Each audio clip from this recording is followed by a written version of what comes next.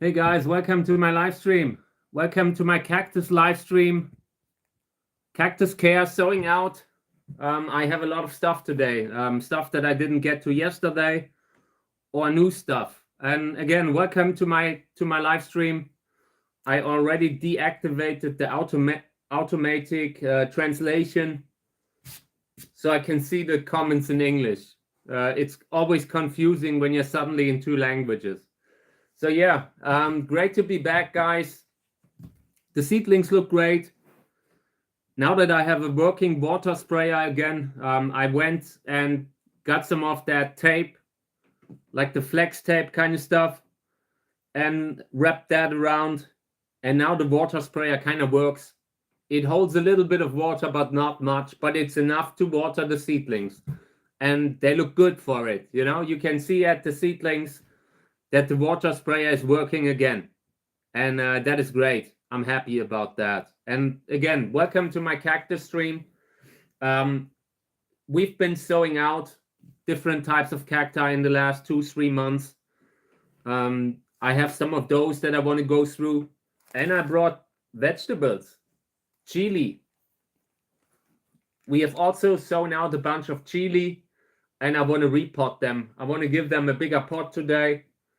I'm still not perfectly equipped to grow vegetables, but it's just interesting on the channel. I love it. So I will pot them up in slightly bigger pots, maybe like this, you know. And that gives me a little bit of time, maybe 2 or 3 weeks. And until then, I have found more pots that I can use. I have square pots in the cellar, even bigger ones, but I need to take them out of storage. And yeah, so let's get started. I want to go through the seedlings, cactus seedlings that we have sown out in the last 2 months, 2-3 months. And I will go through them one by one. This one here is in the bag. Seedlings were a little bit stressed, so they had to stay in a bag for much longer. I had transplanted them in sowing soil. That stuff has a lot of root bark, perlite even, I think. And it dries fast. It's a good medium, good for cactus seedlings. And I often use it when I have something that's stressed. Something like this, you know? So they've been in that for 2 weeks now, maybe 3. And the seedlings look okay, barely okay. I hope that 1 or 2 of the 3 will recover. That would be great. Right now, I can't 100% tell. If they make it, we did everything right. I think at the position, like where they were in the old medium, they had to be transplanted into new soil. And yeah, so I will give them another 2 weeks or so in this bag to recover. And then we might take them out like the other cactus seedlings. Okay, and welcome everyone to my stream. We are growing cactus seedlings that we have sown out here. Going through the containers one by one. All different seedlings from the last 2 or 3 months. Here, yeah. Looking okay. I want to take these out of the bag now. They are a little bit too small to do it reliably, just to do it safely. But they would probably make it. And I don't like the moss here. At some point, the pH level of the soil will just get worse. So these will come out very soon, maybe today. One of them looks slightly variegated. Unusual seedling at the back there. And the variegated seedlings are often the ones that you lose if you take them out of the bag too fast. So I consider leaving them in a little longer, but I would really love to take them out now. I think I take them out. I want to risk it, but that one seedling there, that is a little bit in between the safe size. So I will take these out, and I will keep an eye on that. I will keep an eye on that seedling. because I don't want to lose it, because it's a good seedling, interesting, health variegation. I like that. When they can somehow still manage to survive. It looks impressive. You have the best of both worlds. You have a healthy plant and it has variegation. I like that kind of variegation. Okay, in this one, there's a big piece of root bark that is in center that I want to take out. I don't recommend to use stuff that has actual pieces of wood in it. At the very least, they should shred it down. The pieces of wood are just full of spores, full of potential problems. But in general, I'm not like having wood in a soil in the beginning, in the first 2-3 months. It's not that big of a deal because the soil stays wet in the first 2 or 3 months, and after that, you take it out and it dries out repeatedly. So, and that makes any kind of fungal infection less of a problem. So yeah, these here haven't grown much, haven't really grown as much as the other cactus seedlings. Let me just show some others just to compare the speed. There's words in between that. So this one here is from Teleflora, interesting hybrid. Not all cacti grow equally fast or slow. Some just take a little longer in the beginning. Sometimes there are genera that have very small seeds, and that leads to very small seedlings. So yeah, we will give them time here. Hey, welcome to the stream. Great to have you. Thank you for joining. Yeah, going through the seedlings again, discussing Teleflora, and they, like, you can usually, if you go back the last few streams, when I discussed Teleflora, I was probably saying something similar. They don't grow. Thank you. I'm doing great. Personally, I'm okay. Kami isn't doing so well, so I'm a little bit worried about the cat. But apart from that, it's good. Every now and then, I don't know. Kami just doesn't get along with the food from time to time. Maybe she's not drinking enough, and yeah, that always affects me. But apart from that, things are going good. I'm happy to be here. Last few days, I've been really busy working on the greenhouses, getting ready for the season, bringing plants to the good spots in the greenhouses. Last year, I brought a lot of plants into the house that weren't supposed to be in the house, that should have been in the greenhouses, but there was so little space. So now I'm cleaning up, making place for, creating a little space for the plants that I now bring out into the greenhouses. Apart from that, next month the watering starts. Next month the new season begins already, and still busy with all the cactus seedlings that we're growing here. This project will lead us through the whole year, and I'm doing my best. Been scrubbing the greenhouses, been really busy doing stuff I haven't done in a while. Makes me happy. So welcome to the stream, guys. Everyone who just commented, very happy that you're here. I appreciate it. I have a lot of different plants. I'm like I said, I have a few chili. I like to grow different kind of trees. I've been trying to sow out different trees. Trying to grow chestnut. I've been sowing out kiwi. A lot of, I'm kind of branching out into the farm lifestyle a little bit. I just have so much space here, and my life is sometimes so. I need something to balance that, so chaotic, so difficult. So I need something to balance it out. So I'm looking at growing vegetables, at that thing that gives me peace, that will finally, give me that inner peace. Like I'm meditating. I'm too hyper to meditate. So maybe I'm trying to take the speed out of the life a little bit, and that's what led to growing. Nothing commercial. I'm just trying to enjoy my life, and I'm filming a lot of what I do. I'm actually a cactus breeder, but nothing. I don't really want to get involved to a degree where it becomes that huge kind of organization. I just want to film. I feel like I really enjoy filming, and this year we will do so many time-lapse videos and flower stuff. That is already takes so much of my time. I was so ill, I would already be retired if it weren't for just me, trying to film a great season, leave something behind that in 5 years from now will still be seen. Thank you. I have a huge garden, but it's completely overgrown, slopes up and down, up and down. So I've been trying to get a little bit of organization in it, but it's so hard because we have so many difficult weeds, like the robinia trees that I've been posting about from time to time. It's an acacia-like tree, and there are terrible weed everywhere around the house.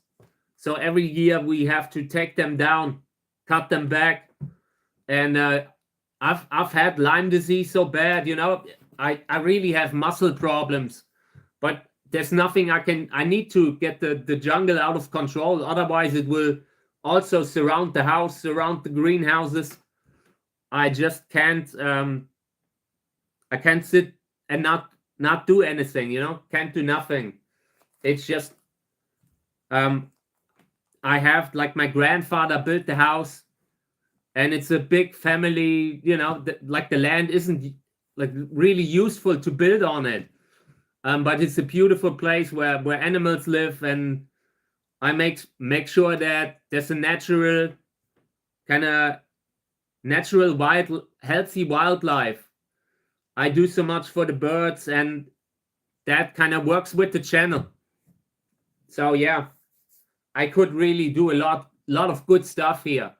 But everything that you do, you need to spend like 3 months just getting rid of the weeds, getting rid of the blackberries, getting rid of the robinia trees. Like I said, they are so invasive. Like, they have these the roots kind of travel through the garden, and they come up like 10 meters further down from where the actual tree stood, and it makes it so difficult to control them. So yeah, everything that I built here, it's usually smaller. That's why I work with so small greenhouses. Costs aside, like heating costs aside, it's also difficult to build something that is straight in the place where I live. Thank you. Okay, so let's continue with the seedlings. Yeah, Teleflora. A lot of variegation in this container, but also a few green seedlings, so that gives us a little hope that we can grow them. I will really, this time, I will keep a close eye on everything with Teleflora. I know they can be a little tricky. At least that's how it is for me. Everything with Telegonus, you need to be careful about not overwatering. They love the drought, and they need a good, fast draining medium, something like pumice. And so at some point we will have to transplant the little seedlings. They are now in the sowing soil or in the old soil, and at some point they need to go into a different medium for better drainage. Okay. These have a very weird look to them. I've said that every time. The yellowish discoloration aside, I really feel like they have a weird shape. Like the apex, not very few of them have any spines. Let me see what it is. Born to be Wild, yeah. Very unique kind of seedling shape. We would see. If it comes after the body of Born to be Wild, then it should be a very spiny plant. At this point, I'm not seeing it here. Born to be Wild, Lobivia ferox, and that's such a spiny Lobivia. Really cool species. Okay.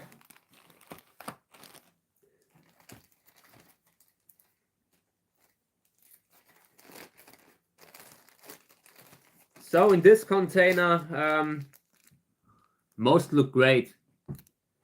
Pretty happy with that. But that one seedling here, this is an albino seedling, variegated seedling.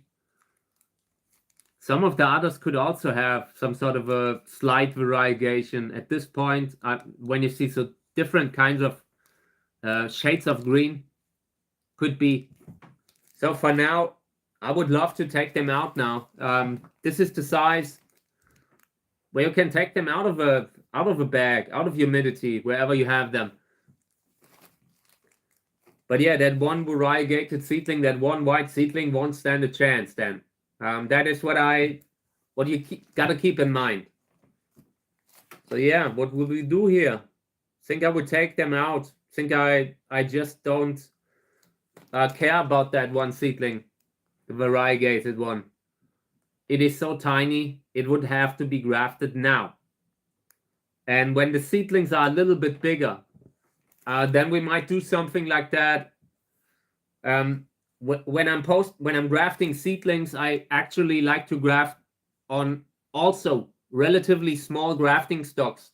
So we could really, at some point when we realize we have too many seedlings, we could use them as grafting stock.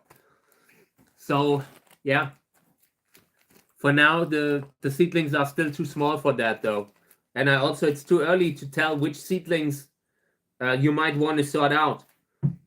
If, for example, if you try to grow a certain degree of mutated seedlings, seedlings with like monstrose kind of growth or crested growth, that often takes a while to come out, those traits. Like in the beginning, within the first maybe 6 months, the seedlings, they might not even show that they are crested or monstrose. They might not have that kind of a growth yet, but they have it in them, you know? So often when I grow stuff from seeds, I try to be patient. Try to give them time. And yeah, that's usually, there's no safe point, you know, where you can say, okay, at that point, they should have already shown a certain trait, like monstrose growth. It might even come out later. So I try to at least keep the seedlings maybe for a year, and then you can already start to see mild differences between them, and then you can start to select. So we're still too far away from that. Let me see what's that. Yeah. So every now and then you have kind of trolls in the stream that you have to remove. Unfortunate, but yeah, that's how it is. And I wouldn't take that. I really don't want to give people like a platform to be hateful, you know, to spread that kind of a hateful conduct. So yeah, this is a very positive kind of stream. And most of the comments that I have are amazing, super kind, but every now and then you gotta, you know, it's just how it is. It's part of this whole thing, you know. You always have people that just write nasty stuff because they can. So yeah, unfortunately that's how it is. But yeah, let's focus. I don't want to give that a platform. So yeah, let's continue. Seedlings here, I don't like the soil. I really don't like it. You can, like, sometimes you can see that the top layer of the soil gets a white discoloration, and that for me is usually a good sign to abandon the soil. In this case, it has that, and also a little touch of green, which usually tells me that there's a problem with pH. So yeah, I want to transplant these seedlings here into different kind of soil. So let's get started here. I brought a big container full of soil, and I brought this stuff here also to have space to work.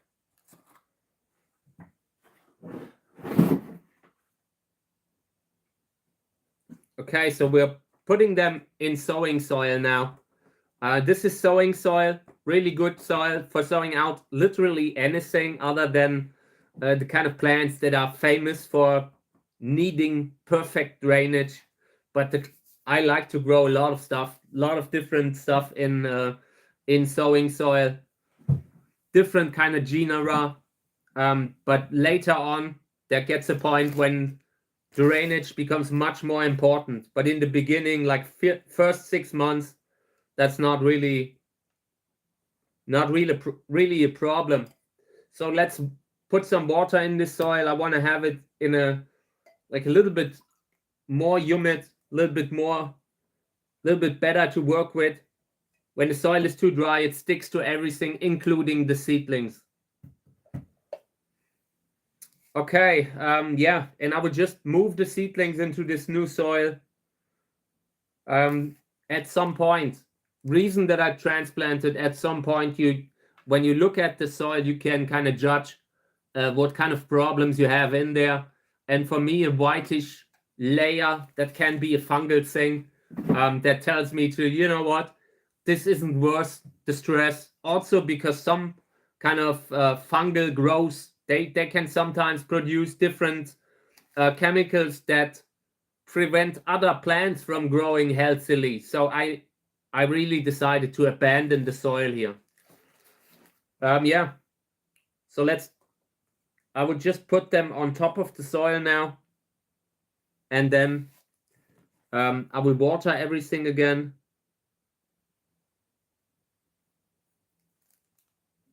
And then I will just put them in the right position. These have gotten no, they have not gotten fertilized yet. The new soil is fertilized, so they will get nutrients there. If not, if the soil hadn't been fertilized, I would have to do it later, because right now they are coming out of old soil that might already be pretty empty in regards to the nutrients that are in there. And again, if the pH level becomes dangerous, then the roots might not be able to take it in. Okay. So let me see what it is. Oh yeah, it's a number. I really hate that. And I do it sometimes, because you have like the parents that we're using here, the hybrid parents, they have many different like plants in their in the family tree. So the list, the label gets very long sometimes in a very bad way. So I sometimes just write the number. But then when you just look at the label and you want to know what type of a plant this is without looking it up, it's just annoying. So this will go into very fresh new soil. And I hope that the problems that the seedlings have will be better then. A lot of people post about cinnamon, but so far I haven't really seen anything good about it. But it's good that you could get everything under control. Generally speaking, I really recommend keeping everything away that, for one, takes away the visibility and can rot. And with cinnamon, I mean, there's a lot of sugar in it. Maybe, I'm not sure what they put in there, but it just changes everything in a way that is unhealthy. It's not that it might still have some sort of a mild antibiotic ability, but the bad stuff that it brings by taking away the visibility, by maybe bringing in different kind of contaminants, that usually means it's not worth the hassle. But yeah, okay. If it's not so much, then it will less likely start to become moldy, you know. Like when you are dealing with infections, visibility is really important. That you need to know 100% know what is happening in, like, at the wound, at that spot where the infection would most likely come back, and everything that keeps you from seeing and judging whatever goes on in the wound or on the skin. You know, at some point the skin will callous, but just because the skin is callous doesn't mean that infections can come back. Like when you are dealing with a larger plant that had a local infection, you know. I've seen a lot of people cut a plant and then cover the wound in cinnamon, and you just can't tell what's going on below that layer of cinnamon or whatever it is. Some people use even sulfur, sulfur being also some sort of a mild fungicide, and that also takes away the visibility. Always good to see, like, and fresh air. It's also important that fresh air gets to the wound. Okay. So I'm trying to give them a solid connection to the soil, and it's not so easy because these are not, I don't want to injure the root system. They are very small, very tiny, fragile root system. I usually try not to transplant seedlings this size. It happened here, but only because the soil was so bad. So yeah, this is great. I'm sure that in the new soil, the seedlings here, they will look great. The soil just looked used up. So I will put this into the bag again.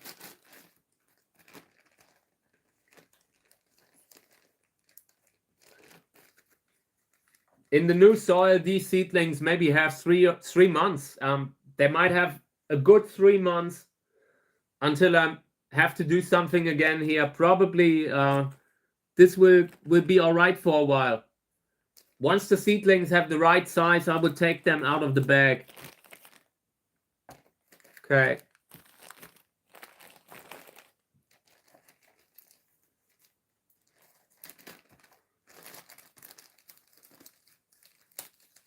So this is 18A 2000. Yeah, Pseudolobivia echinopsis kind of seedling. Interesting plants with a longish tube, but not super long. It's interesting. Interesting for hybrid breeding. And I'm really looking forward to the many seedlings that I'm growing with it. I made some crosses that in theory should be great, but they might actually when you see the flower, it might be disappointing. So we will see.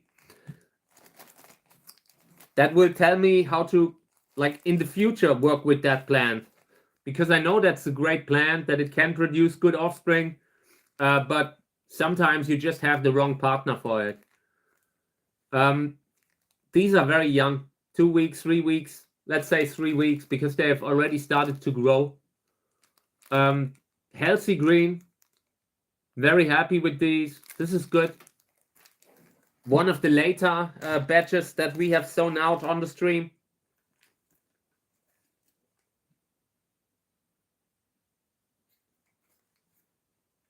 Yeah, I hadn't written the date. I just looked at to see if I had written the date on it, but no, unfortunately not. I really need to make that, like, need to invest the extra time to write the date every time. It's just important. It's one of the things where always, like, when I got started, I felt like, who cares?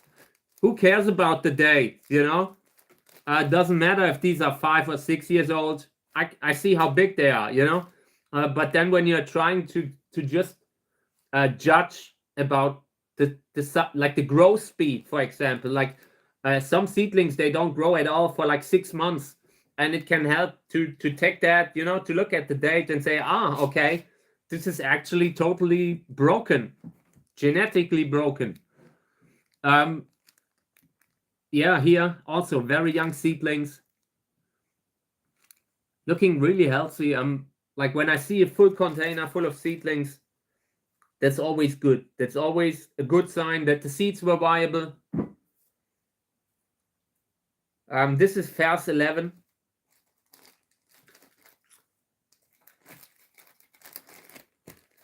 Okay.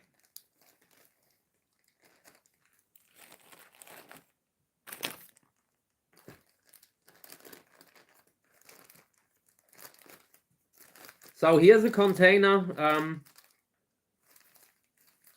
where I tried to do a second germination cycle, and it worked. There are more seedlings showing up, and I didn't see it in this container. I did not think it would happen. Here's a seedling that's already bigger. That was the first one, and I think I got 1 or 2, but the second one just disappeared again. And now we get here, this is a fresh one, and here's another one in the corner.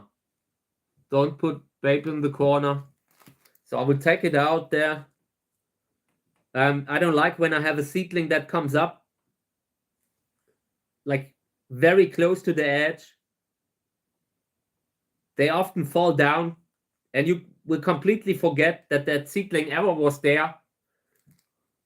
So I brought it a little bit more into the center. Actually shows how much, like, what big of a seedling this already is. Yeah, Angelo. Echinopsis lubivia hybrid by Sonja Scheitinger.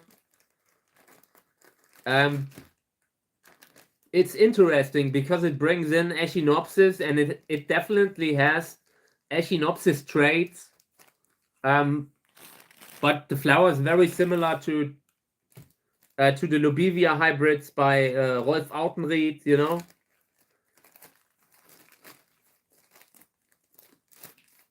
Because it involves that one, but also with an Echinopsis component that I find interesting. So here, yeah, not much happening. They look variegated. At the very least, partially variegated, but some of them look completely white. I don't think that all of them will make it long term. These are also already older. I can tell you that by looking at the soil. The soil is still the first kind of soil that we use on the stream, and that one had a lot of problems that the newer one didn't have. So this should have been bigger, much bigger. For the time this has been sown out, maybe if we can get 1 or 2 of them long term, and I will have to, for that to happen, I have to leave this in the bag for 6 months. Because otherwise, the moment I take these out of the bag, the variegated seedling will probably start to fail. I've seen quite a few of them, like in the last days, where I've been watering and watering and watering, but it's sometimes never enough for the variegated seedlings. The more variegation, the bigger the problem.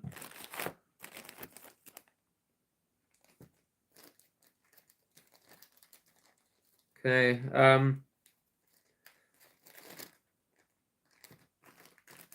Did we have this one already? I think not. This is also Phase 11, but a different container.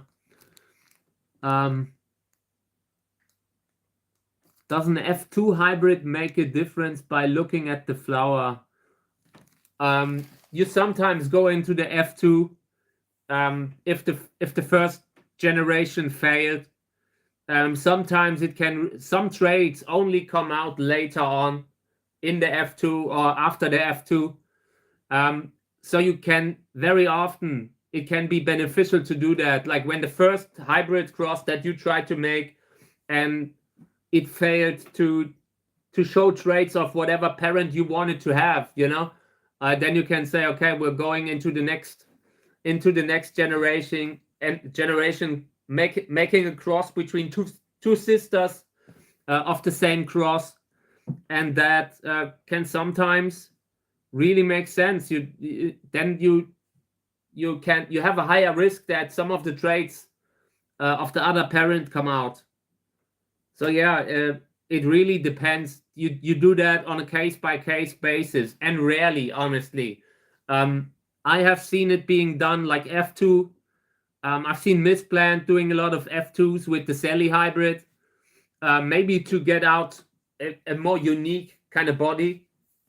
A lot of the Sally hybrids were following the Scopulicola, but I think like at some point when you're doing the Sally, like when you're doing the F2, but with Sally hybrids, you know, the goal might be to get a little bit more of grandiflora coming through. And I've seen it done on hybrids, like on Echinopsis, what was it, like Densi-Spina, Echinopsis Densi-Spina hybrids. They have these German cultivars called Stern von Henschenbach, something like they are called like the star of, and a certain town name, and you have a few different ones of those different kind of hybrids, and they have a very uniquely shaped flower, like a little bit similar to the Feathers hybrids that I show, but also unique. And in case of these hybrids, usually when you make a normal cross with them, that trait isn't passed down. That trait doesn't, it might be in the seedling, but it's not active. So you need to try going into another generation to get that trait through, like get that trait coming out. And I'm sure you can calculate this. Smart people can do that. I'm not wasting time with it. Like, you know, like in the sense of like Mendel's laws and all that stuff, you can calculate a certain degree of that. But with the hybrids that I'm working with, so many of them have mixed family trees. They are multi-hybrids with like 10 different parents involved. So that means it becomes a little bit more unpredictable. But if you really try to, you know, if you have a very simple cross that you are doing, maybe between two botanical plants, and that one trait you really wanted does not come through, going into the F2 gives you a little bit higher chances that it will in that case. So yeah, right now I'm just at the point where I see a lot of the first generation flower of my plants. In some cases we will go into the F2, but not in many. Also because of space issues. You could do that very often, but I would think you would have to invest a lot of space, a lot of grow space to then finally be able to select a few seedlings that have the traits that you wanted. I don't have that space right now. Yeah, so in this one, everything too small to take them out, but they are healthy. A bunch of them are whitish, by the way. I noticed that. I'm not sure if you can see it in the stream, but they are whitish and they have come up. They have just come up. Sometimes you see a whitish pup that comes through the soil, and this is similar probably. Not all discolorations that you see early on are variegation. Sometimes the seedlings they haven't produced any chlorophyll yet. Like when they are coming up, when they are just germinating, then they can have a white color that takes a while to disappear.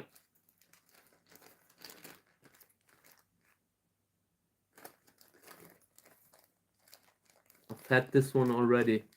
I'm sure of it.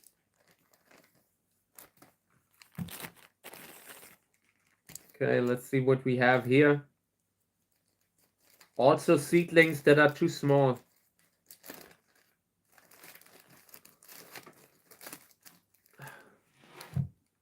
I would take out this piece of wood here, or whatever that is. Oh, it's huge. So this is the reason why it's good not to have that in the soil. Like now I would love to take it out, because it is a disturbance to the seedling.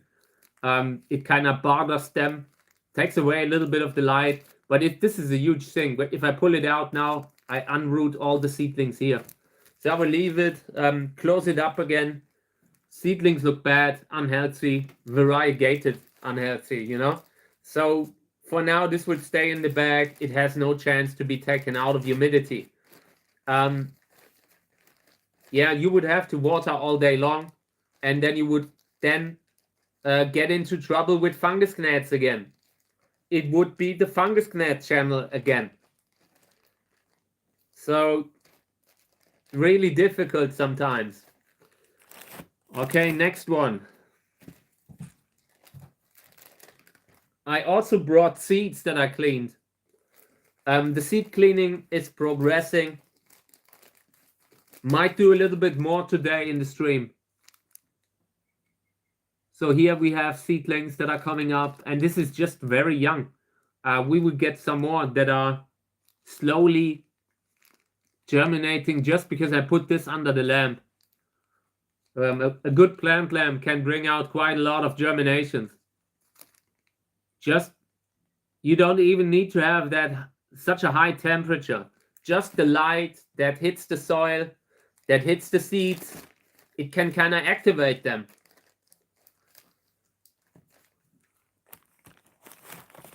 Okay, next one. And this was transplanted because the seedlings were weak. They came out of the old soil. They were in cemetery soil originally, now in sowing soil, and the problems with the moss come back. Is what I always say. It's really hard to not to completely get rid of moss once you had it. You can kind of bleach it a little, you know, not like there's, you know, mild kind of disinfectants that you can use. But it's not really, at this point, it's not that bad yet. It's just a nuisance, nothing else. This is Huncus roro, and for that, I'm quite happy with those two seedlings that seem to be healthy. For now, they would still stay in. This is Huncus roro again, and every healthy seedling that I get from it might need a little bit of extra care, so they would stay in a little longer compared to the other seedlings, you know. So yeah, this would go back in.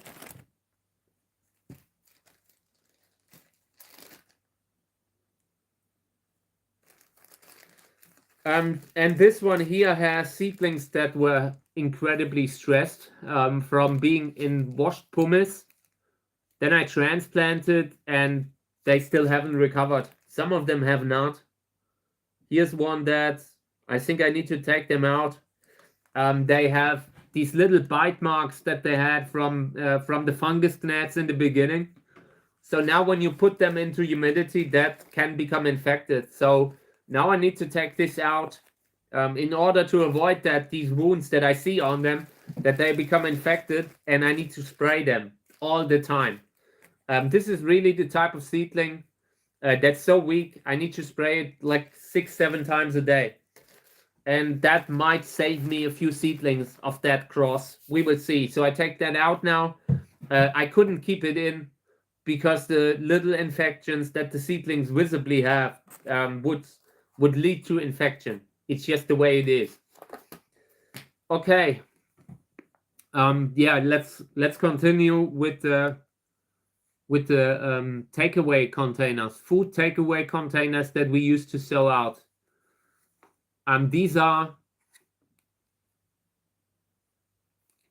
They were sown on January 19th. That's good. And this was a columnar plant, columnar mother, and a flower hybrid as a father. Could be good. A few of the seedlings look a little bit chaotically, like lying around, being lazy. I don't like that because if the seedling lies upside down, it can get infected. So I will try to kind of correct that a little. Sometimes a seedling comes up like germinates and it's leaning over a little bit sideways like this, you know? And in that case, when it touches the soil, that can lead to infection very fast. And when I see that, I usually correct it. Here's a seedling that came up completely upside down. And if you do not correct it, the constant connection to the soil might cause an infection. So yeah, I try to move that little cactus seedling back on its feet. Here's another one, also very small. Some of these very smallish seedlings that haven't even germinated normally, they might not even make it. But I don't want to have, like, I don't want to tell myself, okay, you might have had 10 of these. Now you only have one. You could have had 10 if you had done the extra work. So I'm carefully, because these are so tiny, check out the size, carefully moving them, trying to get the root a little bit into the soil and give it a little stability, Here's a seedling that is completely variegated and in such an unhealthy way that it will not grow. I take that out. Sometimes you just you have that, like the seedlings that come up that do not want to live, and you need to see that when it happens. You don't waste time with them. Very often they will not grow. And I'm not saying don't waste time on weak seedlings. I'm saying some seedlings have no life in them, you know? That is, and at some point you will know the difference. The seedlings here that I'm taking out, they are already like 1/3, they are maybe 1/3 the size that they should have if they were a healthy seedling. And those can cause an infection because you have so much rotting material lying there.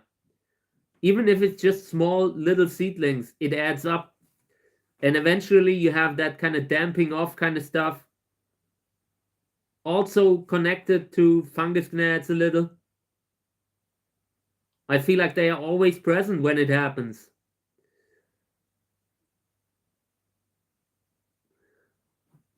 Yeah, so some of the small seedlings that I see here, I will not take them all out. I don't want to act a little bit too fast, too rushed, you know. They will get a chance. And I just noticed that on the side here's a seedling that washed down there or that germinated down there. And that shows very well the biggest problem with the takeaway containers that we have tested, because they all had those huge gaps on the side. So yeah, I need to excavate that seedling. And while I did that, I think I found another one that didn't look so good, you know? And so you can have a fungal infection that gets the foot on the ground in the container. And the more I'm digging, the more seedlings I find on the outer area. The same might happen with the square pots, and in that case you might not see them. But I don't know. I just feel like this has been a huge problem with the takeaway containers. Square pots have been a little more like they had more stability. This is made a little bit to be more flexible, because you do not want that thing to open up. So it's built to absorb a little bit of pressure. And you don't have that with the seedlings in the square pots. This is a little bit firmer plastic, can make a big difference. So yeah, these stay in here. They are very young, not the size that you could take them out. For now, there's still space to the lid. That is something that I feel like is also a huge deal breaker with some of them. You can't put in too much soil because then you have no space for the seedlings. So and if you have a much deeper food takeaway container. You are losing light through the additional stuff at the top.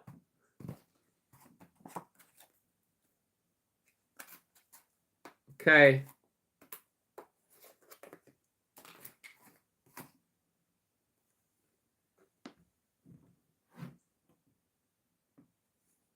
Nice. I always water the soil before I start sowing out. But also I'm constantly trying to fix humidity. Because you need the soil needs to be right, because you don't want the seeds to be buried and you do not want them to just wash away, so you have to have the soil in a good humidity beforehand, and it's not so easy. So in this case here, Lobivia hybrid, multi-hybrid, healthy seedlings for now. They would stay in there for a good 2 months, I think. For now, these are relatively young. Probably also same day, January 19th.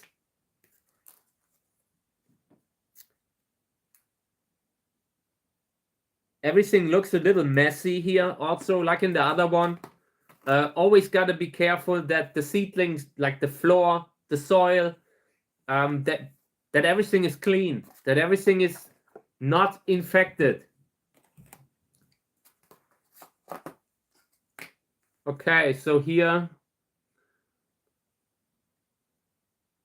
this is Arboricola crossed with Zelly and Pink Stripes. That is a good combination. Check out the little seedlings here. They're really thin. Arboricola showing the classic seedling shape. Arboricola seedlings are really thin, really slender. And I just hope I could somehow influence the flower color here via Pink Stripes. That was the goal, to get something Arboricola and a good Pink Stripes. Pink Stripes has an amazing color. If you have that in Arboricola, then you're really cooking, That is a good thing.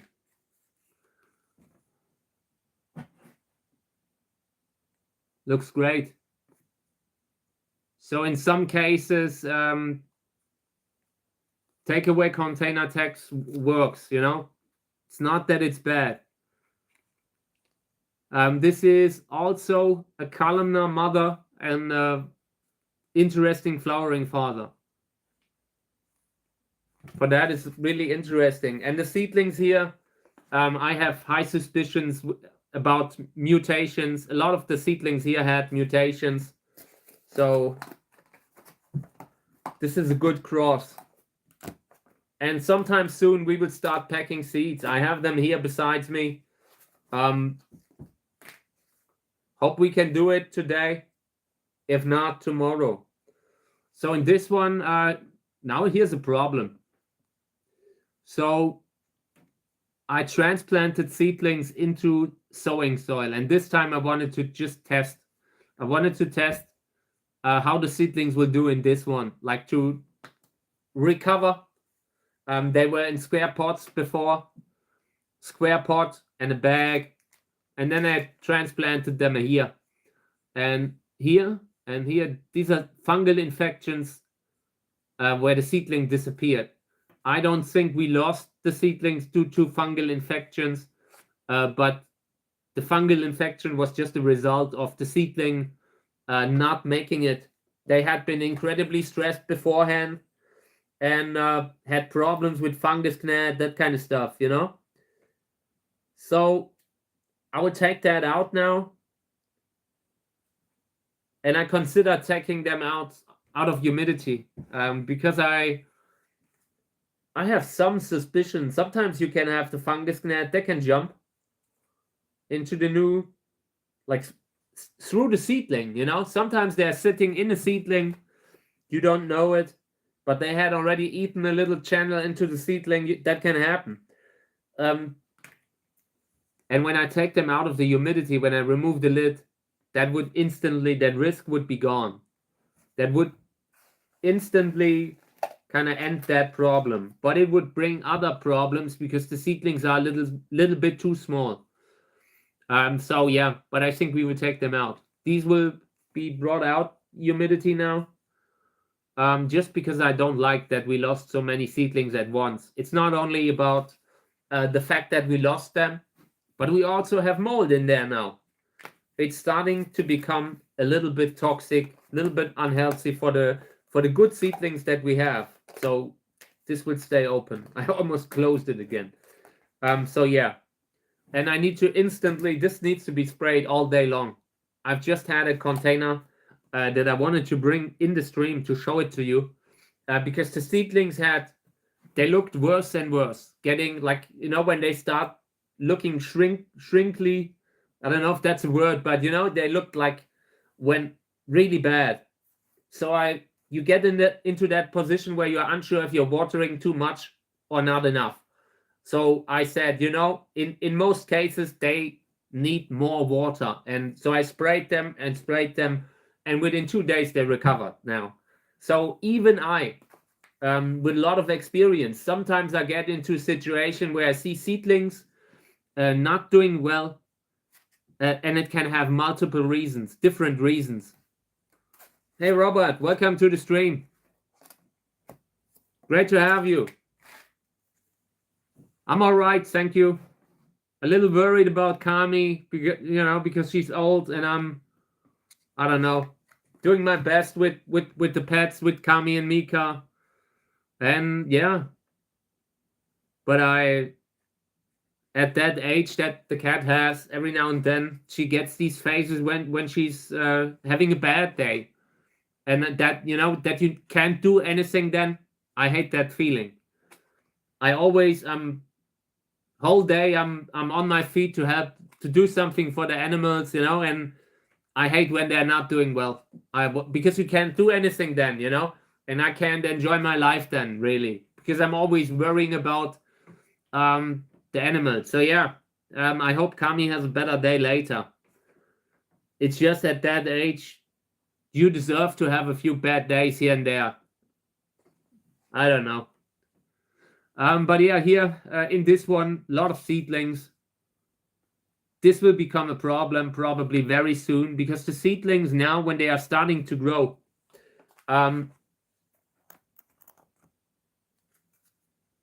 like in this case, you already get, like, the space already runs out very fast. This is a container 2 months. And if you see it like this, when they are so deep. Hey guys, I think I was offline.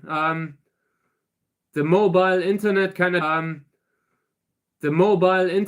of dropped, so I switched to wireless. So I'm back now.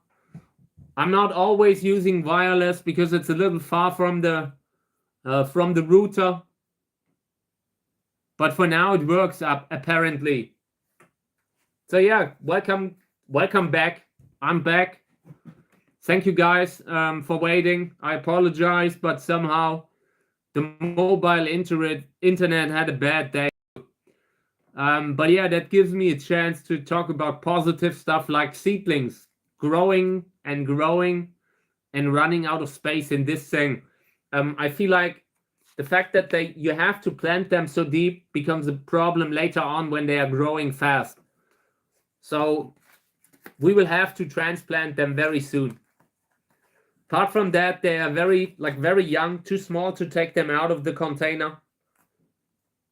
This has maybe 2 months of time in the container, and I hope it will get so much, because at some point the seedlings will reach the lid, and then you have to take it off. You could also, if that happens, you can always get a bag to put around that, but I don't like to waste so much space having bags everywhere. So I usually try to leave them in there until the seedlings are big enough to really make it. Okay. I have no idea how long I was offline, how much of the stuff was missed, but yeah, I will just continue. I brought maybe 6 more of these takeaway containers that we can discuss. I just want to have them on the stream to just for posterity, to show that there are also good results with the takeaway containers. And I also, what I did, by the way, I placed the ones where I didn't have any kind of seedling, like any kind of germination. I put them like this on the ground, on the floor, and I put the lamp pretty close above it, like the plant lamp, and that brought out a few more seedlings.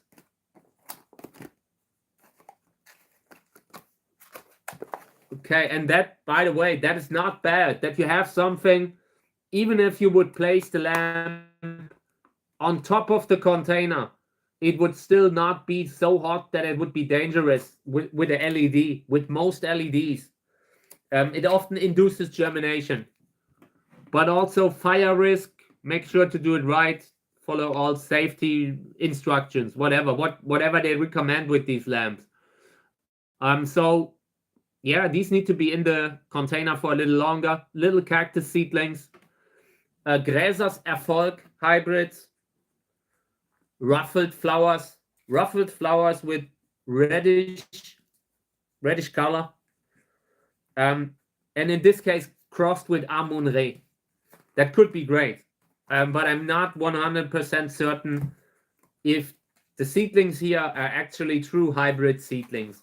We will see. Too early to tell. I can just tell you that a lot of the Gräser hybrids set fruit, and you have a very dominant kind of mother. Like on the plant where the fruit grows, the outcome is often similar. The first generation. These look interesting. Color-wise, a little bit different, right? Like in regards to the green, different tone of green, yellowish. This is Fast 11. I see a lot of potential in them. And what I'm doing now is I just look at every seedling to make sure I don't have a fungal infection in there. At this point, when you have so many seedlings, one bad seedling can be enough, and it can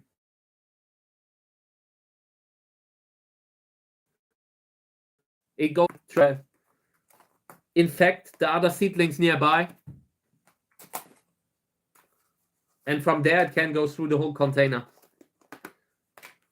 Okay, so here, 3 seedlings that I transplanted to recover, also for recovery. And they look okay. This is new soil. This is sowing soil, and it's already greenish again. And that tells me I transplanted due to the algae. And here it is again. Coming through very often, not being that huge problem, more like an indicator for the quality of the soil. And when I see algae, I don't want to have the soil anymore. Like it's not something where instantly have to transplant, but long term, I see algae, I think poor pH level. Like when outside, when you have these big lakes that are closed during summer sometimes, because some sort of algae made everything like uninhabitable, like you couldn't swim there, that kind of stuff. I have germination there. It's barely visible. It's so small, so tiny seedlings here. Oh, there's no sound. Do you really? No sound. Still no sound.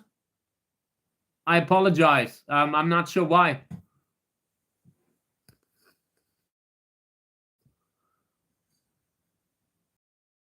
So I've changed to the mobile internet again just to see if you can hear me. Oh, there was sound. Okay, I'm glad. Like I wasn't sure. So right now I seem to have mobile internet again, so it's okay. Good that the sound works. I'm not sure what it is. Sometimes the mobile internet disappears for hours.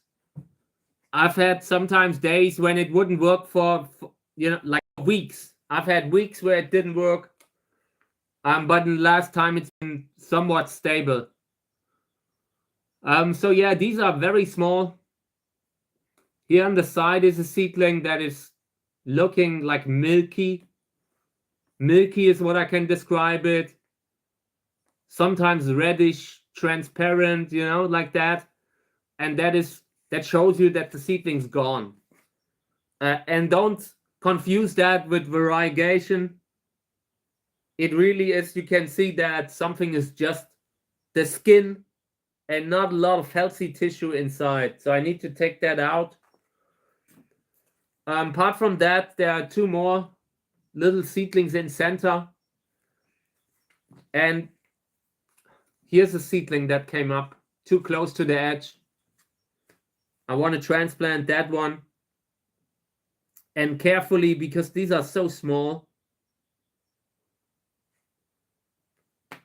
when you have those first little roots that cactus seedlings have, there's not a lot of room for failure. They can't be handled like harshly, or they would just stop growing the roots, and that would be the end. So yeah, apart from that, the soil broke a little. You have that kind of tear in center. So I will try to fix it a little by just compressing the soil there. I don't want to have soil that dries out like this. It could make everything even more difficult. Okay. Apart from that, maybe a few drops of water with the leaky water can here.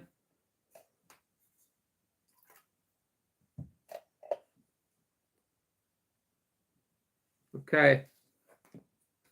So today it's raining, by the way. I'm very happy that it's raining because I can clean the greenhouse windows again. So in the next couple of days, I want to have most of the greenhouses clean again. Hey mate, welcome to the stream. Great to have you. Thank you for joining. Hope you're all right. In this one, we have the same kind of glassy, milky seedling that is gone. And unfortunately, in this case, it was Amun-Re, winter fruit. So the sound, like, do you guys hear me? I'm not sure what it is today.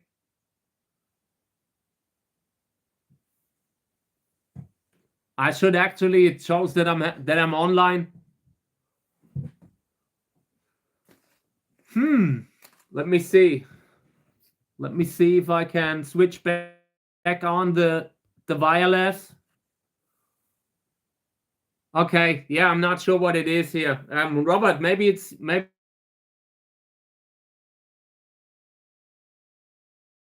your own like headphone.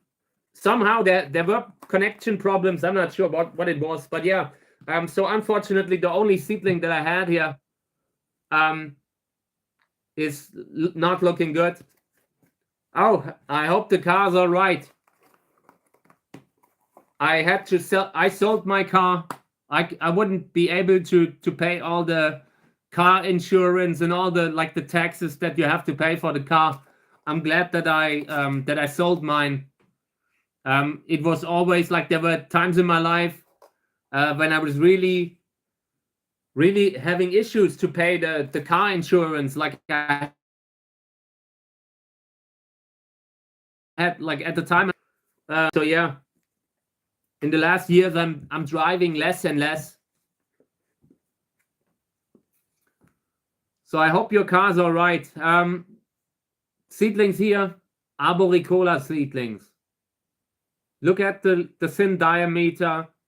You can really spot them in the beginning. Like when you are, you know, sometimes you have a cross where you weren't sure about the father. And if you see the thin seedlings, it might have been arboricola. Yeah, it's the same. Like I don't want to say it's the same here. You can get relatively affordable car insurance in Europe and Germany. Multiple hundred, I don't know, 400, 350, something like that, 400. euro a month with the car that I had, just because it was a car that they love to steal. So yeah, but today I wouldn't be able to afford it. It's just too much. I'm just barely scraping by with the house and everything, with the animals. So maybe one day with the big success of the channel, I would buy me a Suzuki Vitara. That's what I would buy me, probably. Like an off-road, one of these totally clunky old-timers, like from the 90s, 1990s, something like that, or early 2000s. It was my first car, a Suzuki Vitara, and it was amazing. I loved that car. I would get me one like that again if I ever earn money. I will not buy me a sports car, something like that. I need something that I can use to drive around, through the forest and stuff like that. So here I had transplanted them because they looked weak. And now they still look a little weak. I don't like how they look. You don't see it, but some of them have kind of blunt skin. When you see that the structure of the skin, it looks a little bit like sunburn, like reddish discoloration. Often when they have drought, they get that reddish kind of discoloration that looks like spider mite damage. Very similar kind of damage, and they have that. They still have that. So they should probably recover a little longer. I'm not seeing fungal infections, so I just leave them in there. I get I get my stuff delivered once a week, like the food and everything. I usually try not to buy too heavy stuff. But yeah, I get stuff delivered once a week. I really try. I don't like driving. It's just something that I don't know. I hate when I have an appointment. I just enjoy when I have a day where I can work in the garden and don't have to drive anywhere. So I try to really avoid it. Okay, so let's transplant some of the chili that I have. I wanted to put these in new soil. They might be the size where I can take them out of the bag. Check it out. And by the way, this was one of the chili where the seed was stuck at the tip. It almost didn't make it. I had to carefully remove the remnants of the seed, the outer area of the outer skin of the seed, and now it's growing. Now it's finally having the first leaves, and I want to transplant it. So let's see. I will have to, in the first day, I will have to water it a few times. But that will be no problem because I need to water the seedlings anyway. Okay, so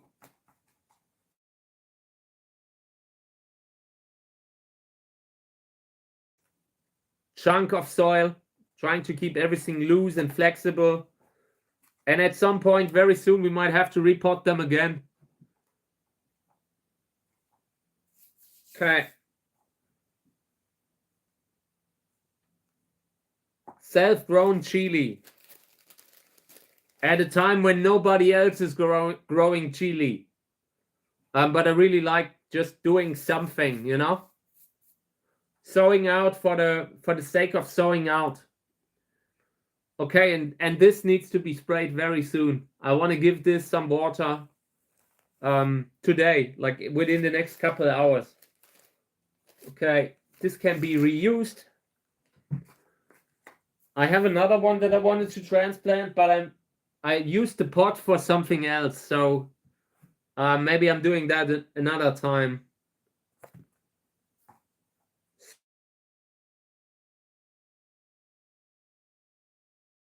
So cleaning this up, I accidentally dropped the seedlings, and it led to total chaos.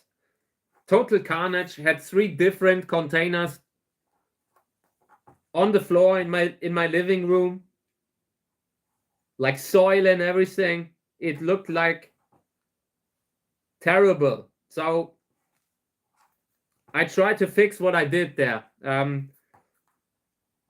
They can even stay in the same soil here. I'm not really worried about the soil.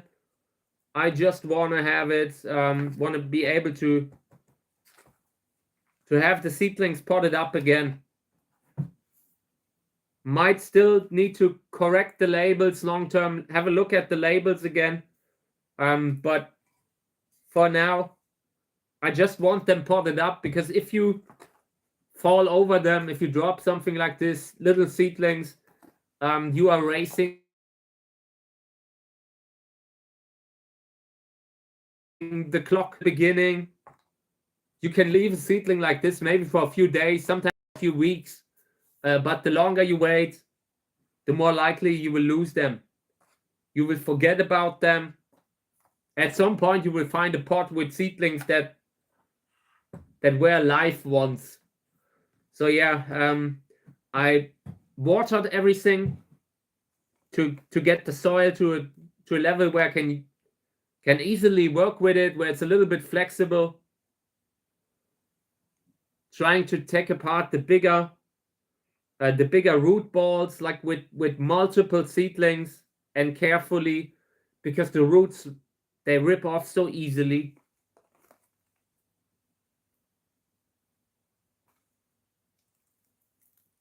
Here's another one, 3 seedlings. I'm not saying you can't keep them together. It can work. They give each other structure, stability, but for the sake of being able to control the seedlings, I think. I'm not sure what's happening there, but I'm very unpleased with it, like with the constantly dropping internet. So I'm putting the seedlings on top of the soil here because I want to water them again before I finally put them in the soil. Okay.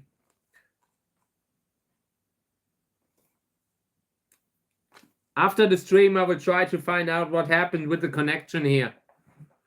Usually it's just, yeah, I feel like it. I'm not. So but it's a little bit distant from the router. Oh my God. On the mobile internet again. If that doesn't work, I will regroup. I will look into this thing. Hopefully we will have it working again next time. I'm not sure what's happening. I will try the camera to see if there's an audio issue. But with the connection, the way the connection came and went, I really think this is either with the phone company, or maybe even YouTube, that maybe I'm even going offline on YouTube, because it's something with their own servers. I'm not sure. I will look into it later. I'm sorry if you don't hear me. If not, I will just consider this silent, kind of silent workshop.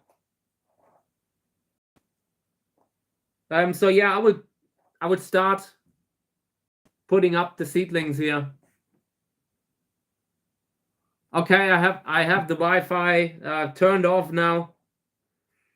I usually always stream with the mobile internet. I specifically got the mobile internet for streaming. But yeah, every now and then it's just unavailable. Doesn't happen most of the time. Like when I look at the stream, in most cases, there were no disconnections. But from time to time, we're having rain here. Maybe it's storm somewhere in Germany. or in Europe, whatever. Sometimes you have like bad internet speed.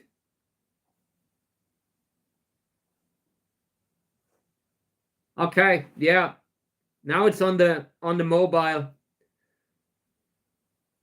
I had only switched to the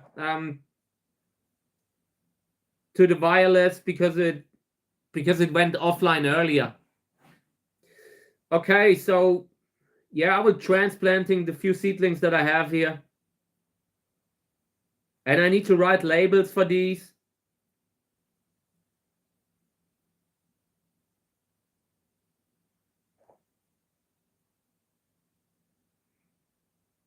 This was a bunch of seedlings that were mixed. Like I said, I dropped 3 containers at the same time. Soil on the floor. It was a mess.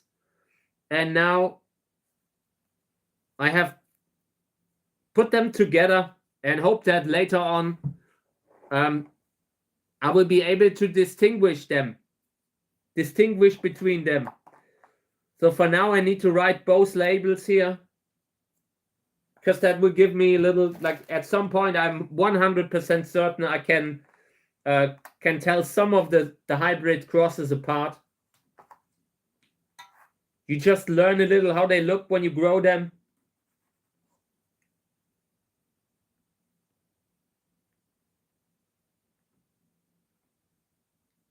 So I will write both on the label. I really try to prevent that. I don't want to have too many mixed seedlings, you know.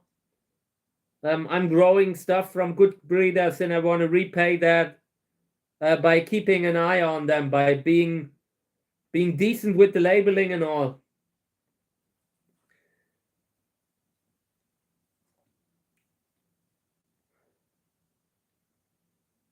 Okay. Yeah, I wrote both on the label now. One by Uwe Kahle, one by myself.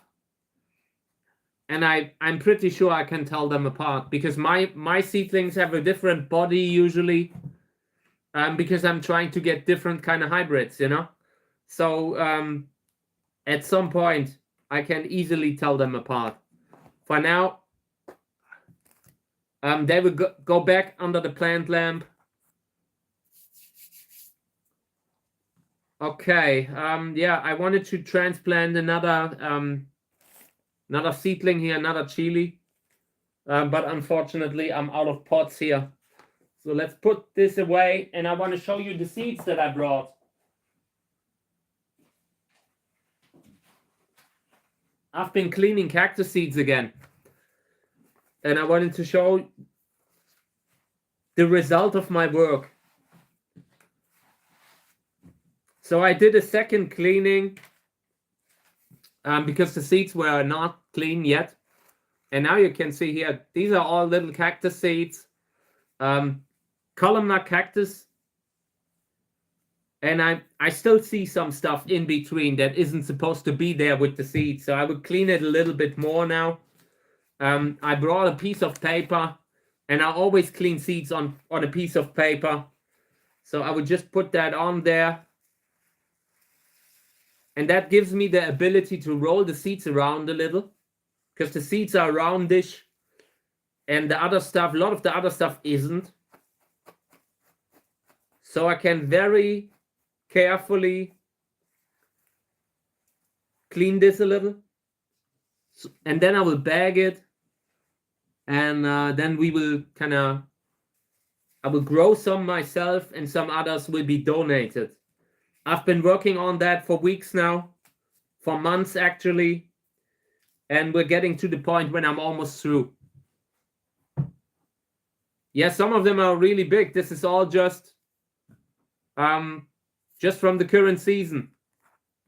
Just so now 2 or 3 months ago, I started to fertilize, and you can see it in the seedlings. That is also what I wanted to show today. I'm not sure if I can get to it, you know, if I have the time.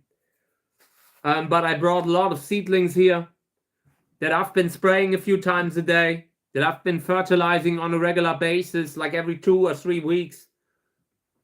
and they look good. They're starting to outgrow the pot everywhere. Shows you how much space you need.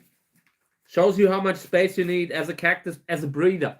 No matter what you have, even applies to people that, you know, that are breeding animals. It's the same principle. It just needs, you need a lot of space to just see one generation of seedlings. Just one generation of something that where you try to make a hybridization.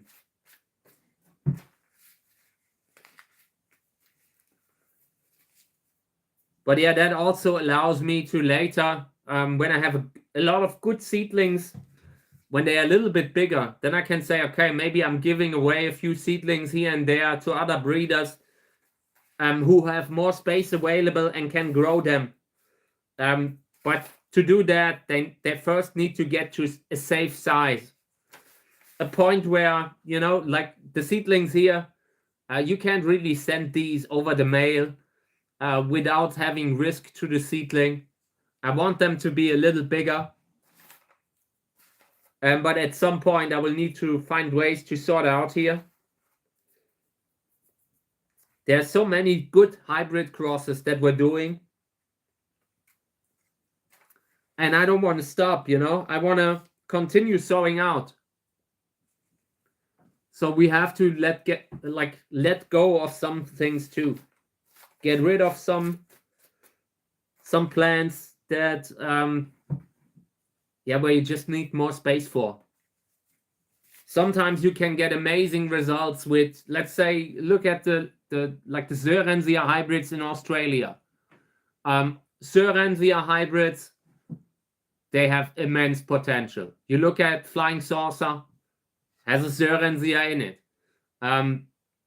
So there's immense potential, but there's also, like, there hasn't been a lot of breeding that went into Sowing in some species, like Sowing formosa. So you have a high risk that the seedlings that you get from the seeds, from hybrid crosses, even with good parents, that some of the first generations will be weak. Not weak in the sense that weak plants, but might have small flowers, might not have that great flower that you want.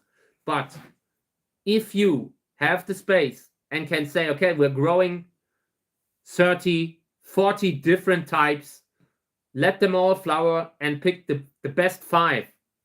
That could be, like, then you get the real classics, the really good hybrids that so often stand the test of time, you know? So there are a lot of plants that I'm growing where I might have to let others grow them out because they have the space and I don't. Thank you. Yeah, I really like, I thought about that today. I thought about how do you want to, every time I'm setting the camera, I thought about, does that even matter what I have there? If I have something there. And yeah, eventually I realized people, when they see the stream, it helps them to know what we're doing here. It really looks like a place where we're sowing out, where we're growing, like a garden nursery, a little workplace in the garden, you know? So it works. Just catapulted a lot of seeds around the table. I hate when that happens. These are good seeds, so I try to keep them together. I'm pretty much done with the cleaning here. They look okay-ish. Not good, but okay-ish.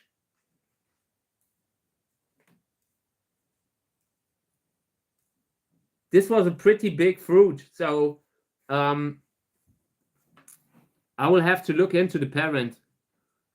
I had big fruits from Pseudolobivia and from the hybrid Ulf Meerbold, Syrensia telegonoides hybrid Ulf Meerbold. So this could be something like that. Okay. And tomorrow I will have more seeds that I have cleaned. I want to have them every day now. until we get to the point where we can finish that sowing out, because the new season is almost there. And I don't even mean sowing out, because I will probably also do a little bit of the stuff here in summer. But at some point you need to focus on the new season and not deal so much with the old. It's just too much. So you have so many seeds when you're a breeder, and you have to organize them. You have to make sure that you are growing the right ones. Sometimes you have that great fruit lying somewhere on a desk, forgetting about it. And I try not to do that.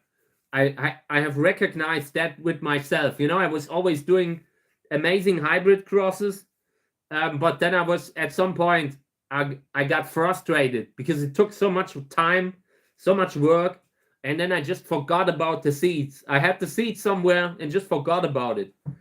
And I recognize that pattern and want to avoid that long term. When I'm sowing out is the most important thing. Like when you're, as a breeder, you need to sow out. Of course, the other stuff also matters, but if you never grow your seeds, you could be the best breeder ever, but nobody would know.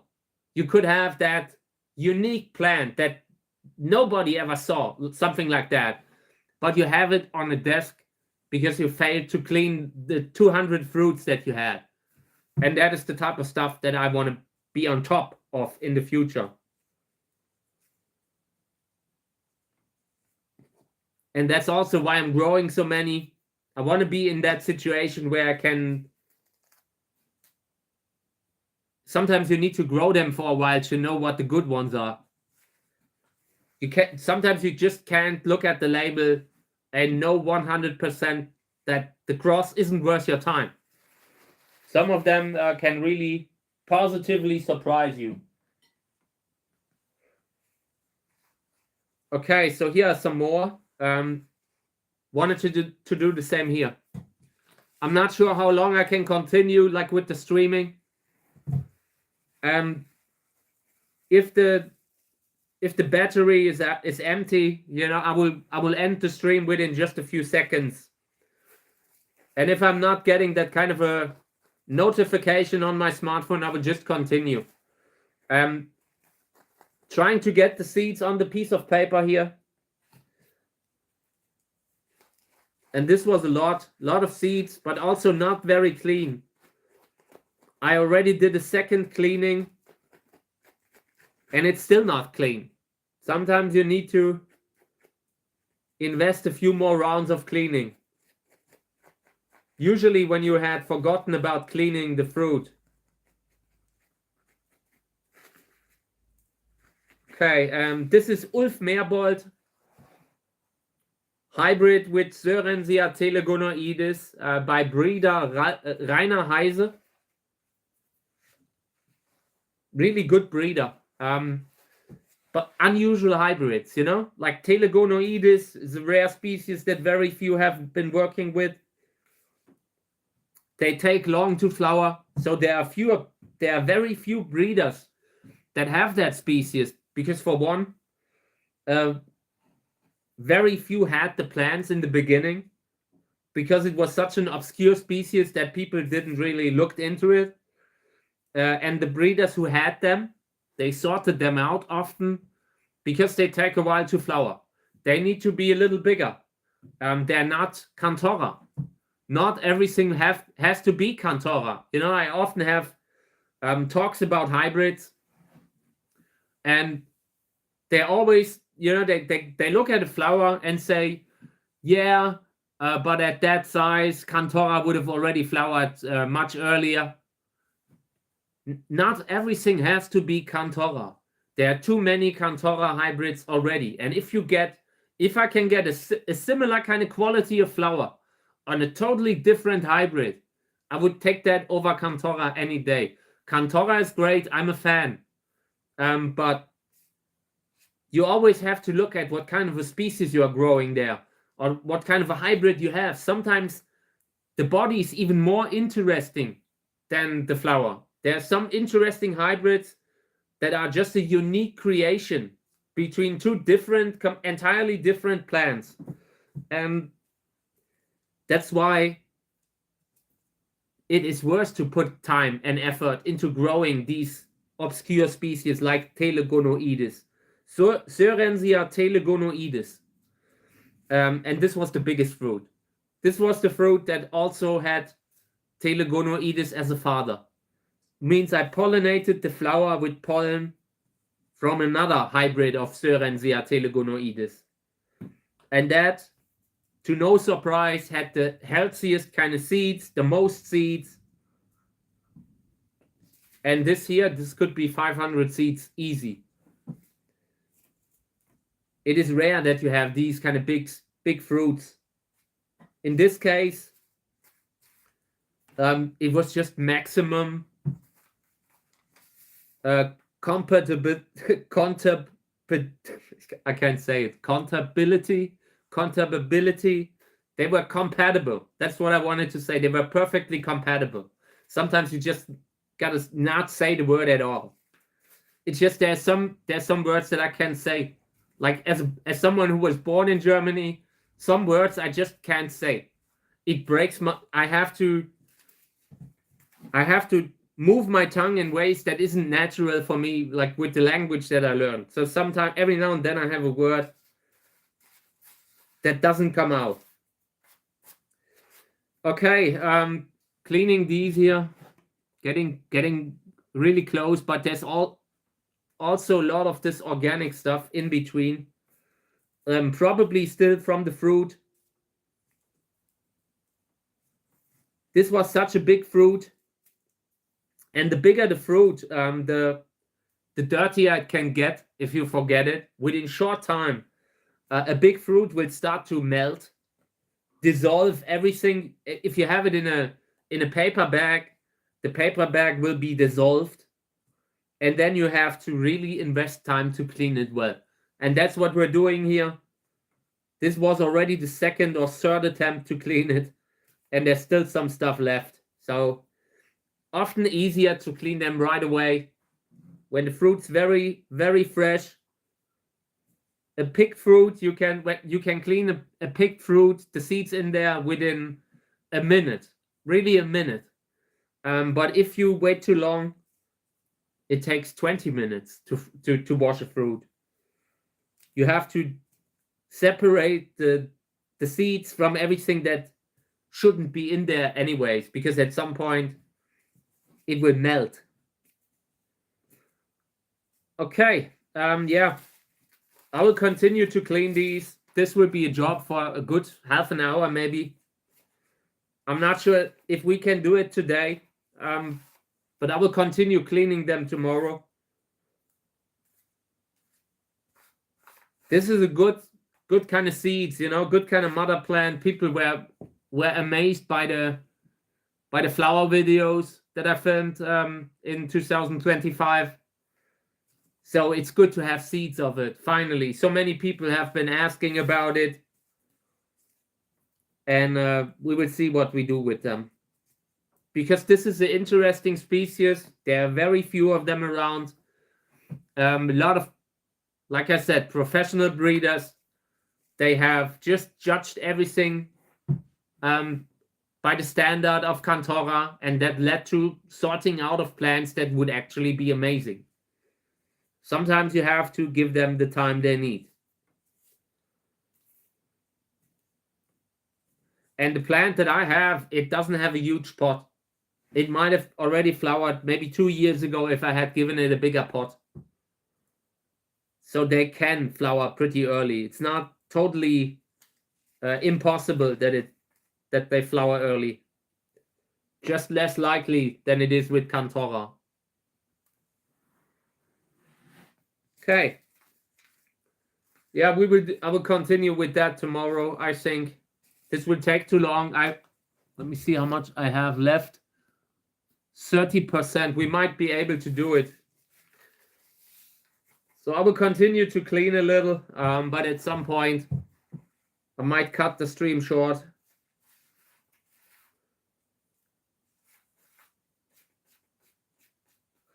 What I could do is also I could wash these again.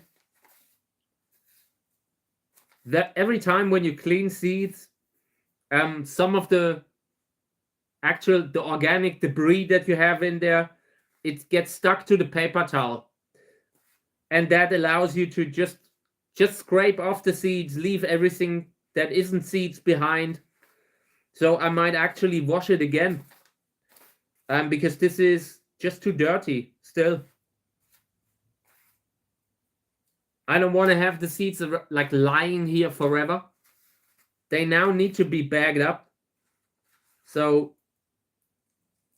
definitely possible that these will go into water cleaner again, like just in a sieve, washing them in a sieve, trying to get rid of all that crumbling stuff, that dust that is still in there. It really tells you, like, it shows how much time you sometimes need to invest to clean seeds.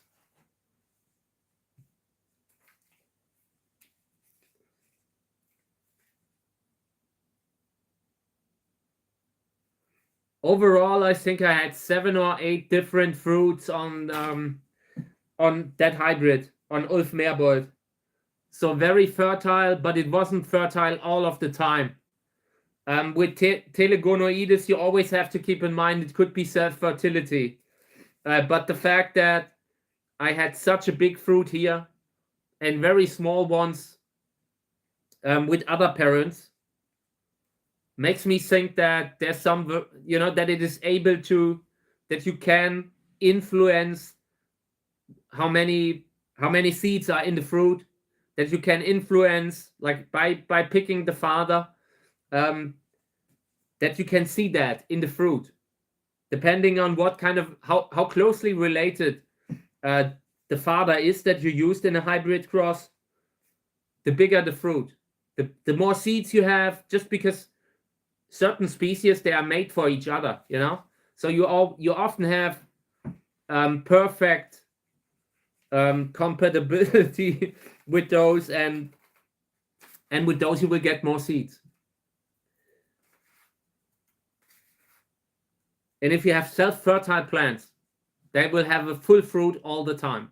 They will be able to pollinate themselves all of the time, and usually to maximum capacity, like maximum seeds. And with that plant, the fruit size was wildly variable. Like from different kind of parents used, the fruit size changed. That gives me hope it's not self-fertile.